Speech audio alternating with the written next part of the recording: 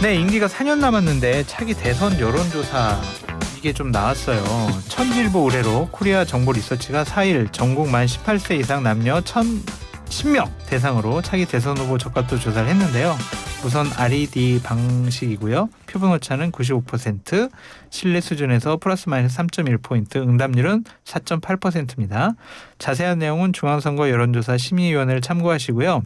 1등 한동훈 12.4, 2등 강훈식 비서실장 11.3, 3등 조국 11.0, 장동혁 4등 9.7, 김민석 국무총리 9.1 뭐 이렇게 나왔어요. 다 그냥 고만고만한데 윤석 대변인님 기분 좋아요? 1등 나왔는데?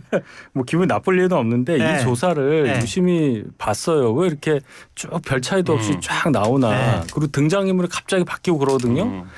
그래서 보니까 이 질문지가 이렇게 돼 있어요. 다음 인물 중 차기 대통령 선거 후보로 가장 적합하다고 생각하는 사람이 누구냐. 네. 강훈식이면 1번, 뭐 한동훈이면 7번. 이렇게 자기들이 8명을 정해서 제시를 하는 거예요. 아, 그러니까 그 안에서 선택을 해야 돼. 그러니까 강훈식 객관식이구나. 예, 주관식. 강훈식 비서실장 같은 거 이번에 처음 들어갔을 거야 아마. 그러네요. 그 전엔 이준석 대표도 있었고 그랬거든요. 그러니까 이게 큰 의미가 없다. 이게 그래도 객관식이란 말이에요. 그래도 객관식. 1등 나왔으면 좋지. 어디 가나. 좋죠. 1등 나왔으면. 좋은데 이 네. 조사가 그런 형식의 조사더라. 네. 장동혁 대표가 처음에 1등하고 그랬죠. 맞아요. 그러다가 이제 뺏겨. 엄청 돌리고 그랬었죠. 의미가 있다고 봐야 돼요. 김지호 대변인님 어때요? 글쎄요, 지금 뭐 워낙 정권 초이기 때문에 네. 이 추세 가지고 뭐 유력한 주자를 뽑는다 이건 좀 지금 이런 어떤 선호도는 언론에 많이 나오는 순으로 이야기하는 경우가 많습니다. 네. 정권 초에는. 예. 별 의미 없다 그냥. 예. 알겠습니다. 평택을 잠깐 좀 짚어보도록 할게요. 김용남, 조국, 그러니까 수치는 뭐 우리 얘기하지 말고 김용남, 조국 이 두 분이 진보 지지층 사이에서 주도권을 먼저 취하기 위해서 상당히 서로 네거티브 공격을 많이 하는 것 같은데 김주 대변인님 그분들 심정 잘 아시잖아요. 저는 이제 조국 혁신당에서 네. 너무 네거티브로 김용남 후보를 공격을 해서 네. 사실은 좀 먹히지도 않는 네거티브를 왜 할까 이렇게 생각했었는데 먹혔어요?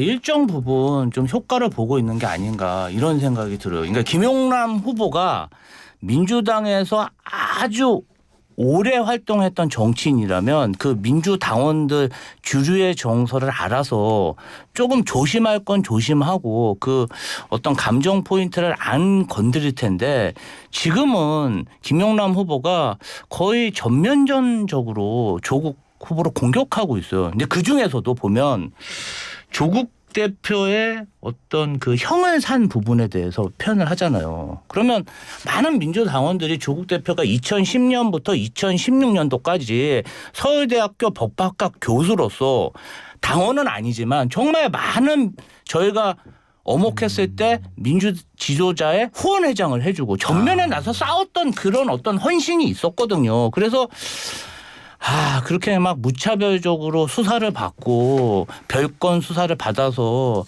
형을 산 것에 대해서 다 안타깝게 생각하는 사람이 많아요. 그래요? 근데 이제 그거를 막 딱 건드니까 그냥 본능적으로 울컥하는 사람이 많고 지지층들이 그럼 김용남 후보에 대해서 약간 반감이 생기고 있다? 그러니까 마치 조국 혁신당을 대할 때 당내 경선은 아니지만 뭐 합당 얘기가 왜 나왔겠어요. 어떻든 같은 그런 이념을 가지고 있는 사람들의 생각이 가지고 있는 당원들이 많거든. 그러면 약간 경선을 치른다는 마음으로 정도를 좀 선을 지켜야 되는데 지금 보면 조국 대표를 이렇게 공격하는 게 거의 국민의힘 후보가 네. 조국 대표를 공격하듯이 그런 식으로 공격을 하면 그냥 가만히 있거나 겸손하게 있거나 아니면 본인이 과거 발언에 대해서 그래 그때는 내가 좀 잘못 이야기했다 이렇게 나가서 뭔가 좀 공격을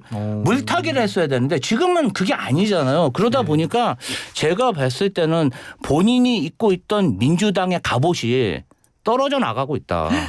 위험하게 보시는 거예요? 저는 굉장히 위험하게 봅니다. 왜냐하면 본진이 있어야 그 뭐 뉴 이재명이든 뭐 이렇게 덧칠할 수 있는 거잖아요. 근데 본진이 허물어지면요.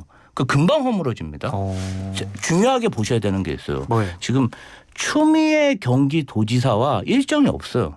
김영남 의원이? 예, 지금 사진이 공개가 안 되고 있어요. 지도부도 안 간 것 같아요. 지도부는 가고 있어요. 가고 있어요? 후원 회장도 아니, 정청래 정청래 대표 안 갔잖아요. 정청래 지금. 갔어요, 평택에. 갔었어요? 가서 해협도 하고 김현정 후보 지원해주고 있는데 자꾸 이렇게 그러니까 조국 대표의 헌신이 분명히 있어요, 민주 진영에. 그걸 인정하지 않고 마치 보수 진영이 조국 대표를 공격한 그 태도를 견제한다면 본인이 입고 있는 민주당의 갑옷은 효과를 덜할 수가 있다. 무시무시한 얘기네요. 김한 기자님 어떻게 생각하세요? 기자회견에서 처음에 김용남 의원 나왔을 때 라디오 인터뷰하고 첫날 공천 확정된 첫날 이거 단일 가능성이 50%는 있는 거 아니야 이렇게 봤거든요. 네. 근데 지금은 한 뭐 20. 뭐 15 이렇게 매일매일 조금씩. 근데 저는 이게 두 가지 측면이 다 있다고 보는데 조국 혁신당이 워낙 네거티브를 김용남 후보가 반응하지 않을 수 없게 구체적으로 막 그러니까. 얘기를 하니까 과거에 말이야 너 이랬지. 그러니까 반응을 할 수밖에 없죠. 후보는 그러니까 설명을 해야 되니까 자기 지지자들한테도. 그런 과정에서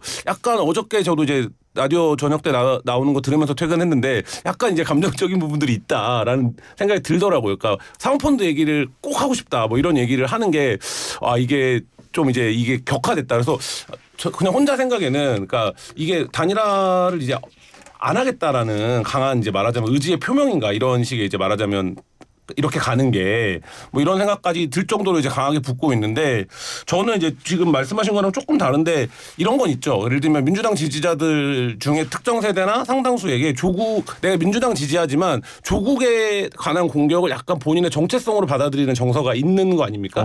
그게 이제 이른바 조국 사태라고 불리는 386들의 어떤 정서 중에 한 축이 있잖아요. 근데 지금 막 얘기하시는 부분이 저도 이제 SNS나 이런 데서 친구 맺은 분들 보면 그런 얘기들 많이 하세요. 그러니까 왜 이렇게까지 하냐. 그러니까 이제 조국에 대한 어떤 검찰의 공격 이런 것들에 대한 각각의 판단들이 작동을 하기 시작한 것 같고.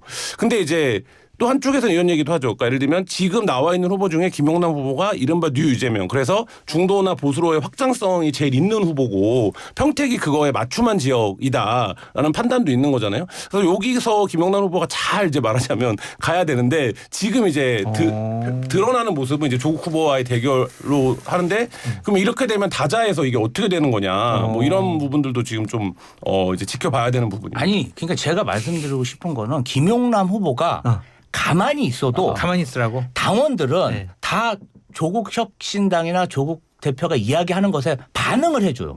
그러니까 본인은 이 당의 뿌리가 깊은 사람이 아니잖아요. 아 근데 후보 입장에서는 조국 혁신당에 있는 의원들이나 조국 후보가 너 말이야 자유한국당 시절에 뭐 우리 민주당 욕했고 이재명 욕했고 문재인 욕했고 그런 거 다 있는데 네가 정체성 맞는 사람이야? 그럼 가만히 있어요? 선거에 이기기 위해서 출마한 것이고 네. 우리 당의 지도부는 김용남 후보에게 도박을 한 거예요. 네. 정말 전폭적인 지지를 본인 당선이 정말 우리 모든 걸 걸고 하는 거거든요. 그러면 자기 혼자 잘날 것 같으면 무소속으로 출마해야죠. 단체 생활을 해야 되는 거 아니겠습니까? 저는 이 부분 관련해서는 지금 전략이 실패다. 네. 어느 당이세요?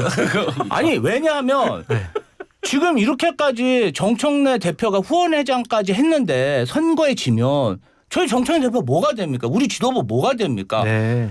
당에 입당한 지 얼마 안 되셨으면 전반적으로 사람들의 의견도 듣고 네. 조심할 건 조심해야 된다 이렇게 생각합니다. 윤희석 대변인 어떻게 생각하십니까? 이 장면을 유이동 후보는 굉장히 좋아한다. 처음에 이제 유이동 후보가 거기서 3선을 지냈음에도 불구하고 생각보다 지지율이 그러니까요. 이렇게 도드라지지 않아서 이건 또 무슨 일인가 생각을 했었는데 그만큼 지금 여권의 힘이 세다고 봐야 되겠죠. 조국이라는 분의 또 영향력도 분명히 있을 거고요. 네. 근데 지금 민주당하고 조국 신당하고 이렇게 갈등 관계가 후보끼리 만들었다면 갈등 관계를 그럼 이제 유이동 후보나 또 이제 황교안 후보는 다른 생각을 할 수가 있죠. 이 틈을 타서 어떻게 하자 이게 가능할 수도 있고 산술적으로도 가능할 거예요. 제가 볼 때는 제가 볼 때 이 두 분은 단일화 안 할 것 같거든요. 그거 하지 말라고 한 게 정청래 대표 아니었어요. 땡땡땡 하지 말아라. 그게 단일화 아닙니까? 그렇다면 이 두 분 각자로 가는 거고 만약에 보수 후보 두 분이 정말로 의견이 합치돼서 땡땡땡을 하게 되면 충분히 저는 보수에서 당선자를 낼 수 있다고 생각을 해요. 윤희석 대변인께는 이렇게 여쭤볼게요. 뭐 선거 전략가 참모로서도 훌륭하시고 지역 당협위원장도 하셨잖아요. 그럼 내가 이제 김용남 의원의 참모야. 그럼 조국이 날 막 공격해. 뭐라고 조언하시겠어요?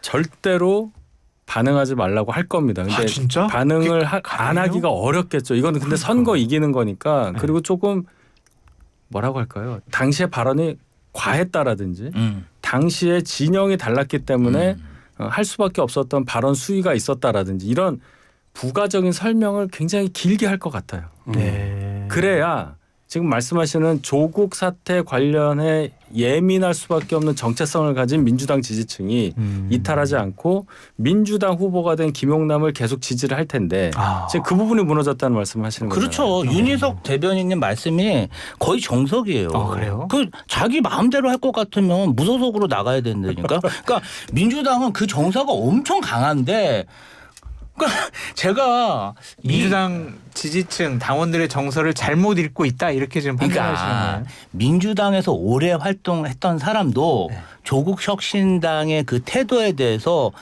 굉장히 마음에 안 들어하고 공격할 수 있어요. 이중적 감정이네. 그런데 그 선을 잘 지키거든요. 그러니까. 그리고 그런 거잖아요. 우리 식구끼리 싸우다가도 다른 사람이 와서 공격하면 화나는 거잖아요. 그러네. 그런 정서가 있는데 김용남 후보가 그걸 잘 모르는 것 같더라고요. 근데 제가 보면 조국 공격수 저격수였다. 조국 대표의 문제와 관련해서는 김용남 의원이 어느 정도 정립된 입장이 있었던 것 같아요. 그러니까 그걸 어떻게 반응한다. 근데 뭐에서 지금 눌린 거냐면 세월호나 이태원 참사 관련된 발언에서 눌린 거예요. 그러니까 그거가 말하자면 이건 해명을 해야겠다라고 나섰는데 그 해명이 지금 이제 말하자면 김조 대변인 표현을 빌자면 민주당의 전통적 지지층의 입장에서는 우리 편이 아닌가? 이런 이제 생각을 주게 만드는 거예요. 그러니까 이게 앞의 문제는 그건 어차피 등장할 때부터 있었던 문제 아닙니까? 조국 이슈에 대한 어떤 입장 차이는? 그럼 이 부분에 대해서는 말한 대로 이 정돈된 태도를 유지할 수 있었는데 제가 최근에 보니까 나와서 적극적으로 하는 얘기가 세월호랑 이태원 참사 얘기인데 이제 이 부분을 하면서 어쩔 수 없이 조국까지 넘어가는데 이게 이제 점점 이제 수위가 세지는. 이게 맞는 말이 저도 이제 그 얘기 안 하려고 그랬는데 하세요. 세월호 특조위 뭐 예산 낭비다. 그다음에 위안부 합의 뭐 그다음에 이태원 참사 관련해서 얘기를 엄청 거침없이 하는데 이 정체성이 민주당 지지자들로서는 물론 이제 위안부 합의 같은 경우는 이재명 대통령도 이거는 국가 간의 약속이니까 지켜야 된다. 뭐 그렇게 얘기를 하셨지만 그것을 김용남 후보가 정면으로 그냥 나 그때 얘기 잘했다. 이런 식으로 얘기하니까 사람들이 굉장히 울컥하는 거죠. 그러니까 이거는 감정의 선을 좀 김용남 걷는 부분이 후보가 지금이라도 잘 생각해 보셔야 돼요. 계속 이런 식으로 조국 대표를 대하고 이런 태도를 견제한다면 저는 선거에 좋은 영향을 줄 수 없다고 봅니다. 김재호 대변인께 마지막으로 이것만 여쭤볼게요. 어제 김용남 의원이 지역 일정은 좀 안 하고 미디어 데이라고 해가지고 한 10개 방송 출연했더라고요. 참모로서 나 좀 미디어 데이 할래. 뭐라고 하시겠어요? 정말 꼴 보기 싫습니다. 진짜? 이런 말씀 드리고 싶어요. 제가 왜 이렇게 강하게 얘기하면 저는 김용남 후보 출마했을 때 그 조국 혁신당 당 전략기획위원장이랑 이 자리에서 막 굉장히 제가 세게 얘기했어요. 그래요? 우리 당의 후보다. 우리 당의 후보는 민주당이 정하는 거지 조국 혁신당이 정하는 게 아니다. 정면으로 얘기했는데 지금 하고 있는 모습은 민주당의 후보로서의 정체성에 대해서 본인이 뭘 하고 있는지, 그러니까 당에서 이런 얘기가 나오면 저 사람 너무 쉽게 공천받아서 그런 거 아니야? 경선도 안 해봐서 그런 거 아니야? 우리 당에 대해서 알아? 그 결정적으로 뭐 당원이나 뭐냐 이런 얘기하면 안 돼. 본인도 우리 당에 입당한 지 1년이 넘었나요? 그렇죠. 네.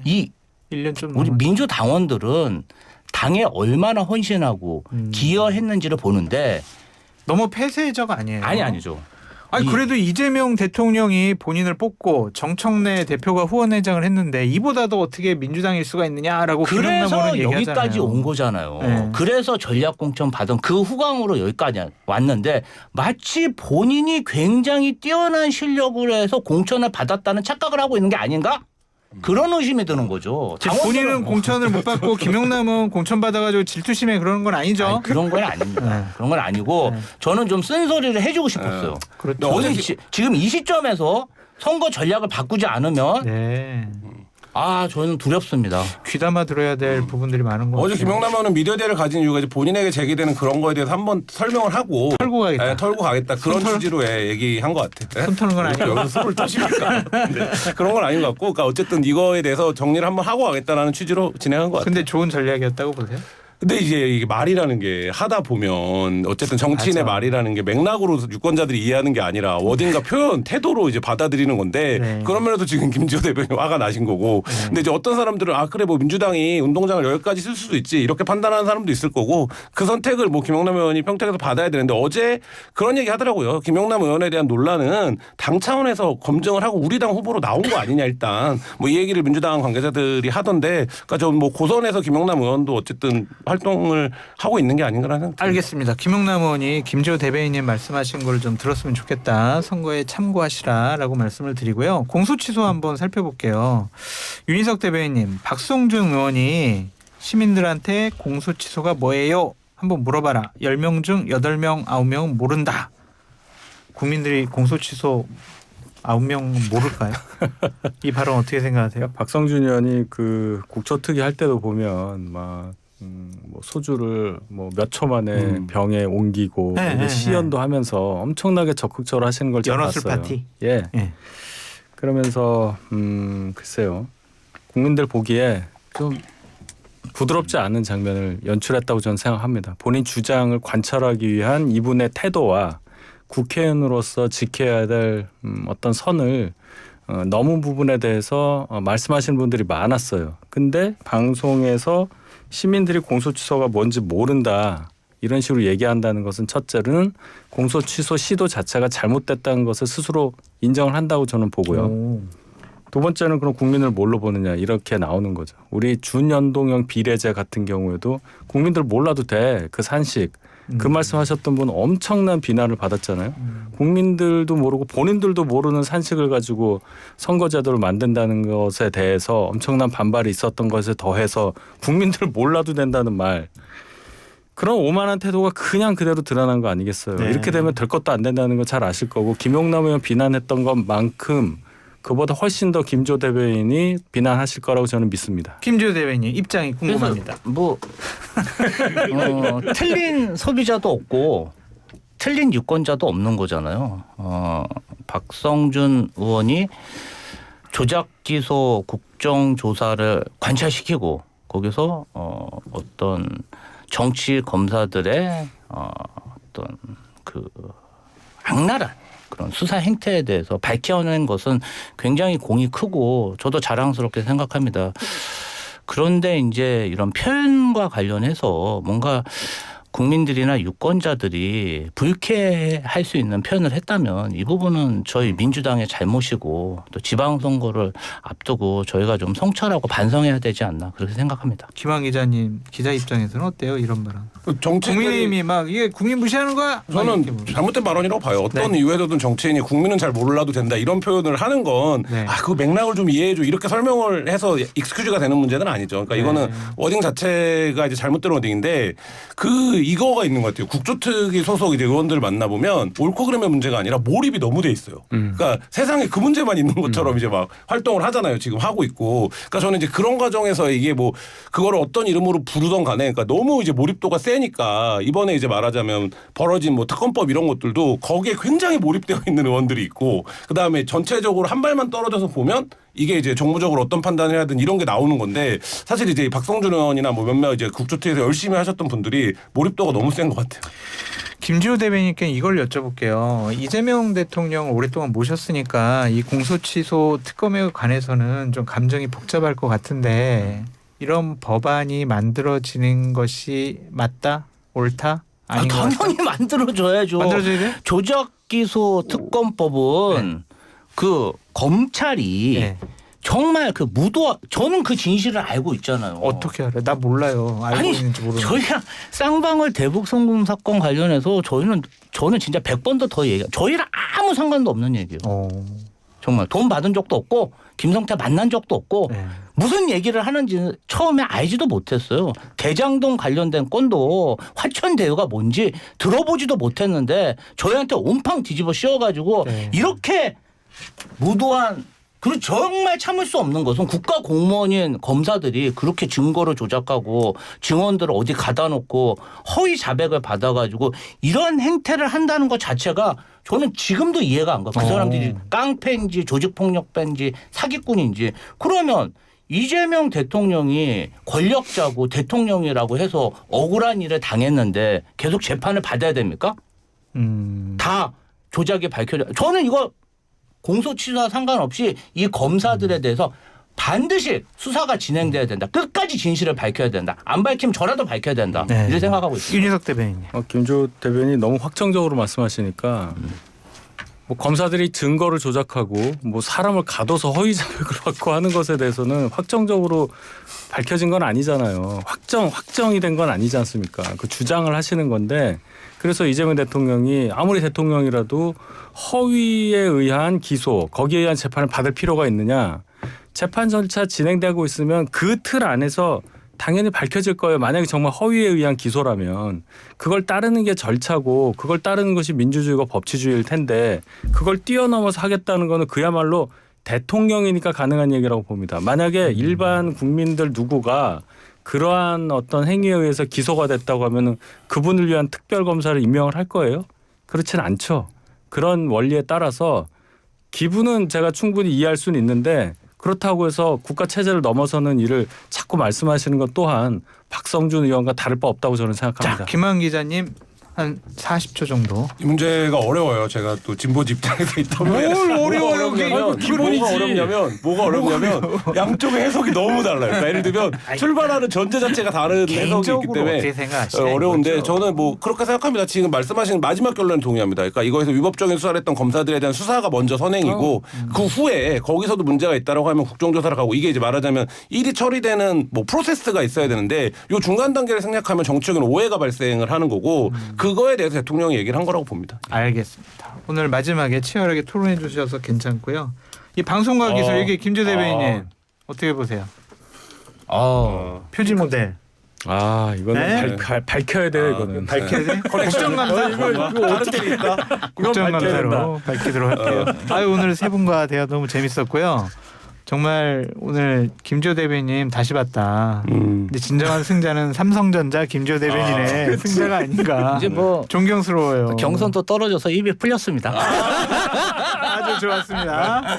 네, 김지호 더불어민주당 대변인, 김한 기자님, 윤희석 전 대변인님 함께했습니다. 감사합니다. 네, 감사합니다. 네.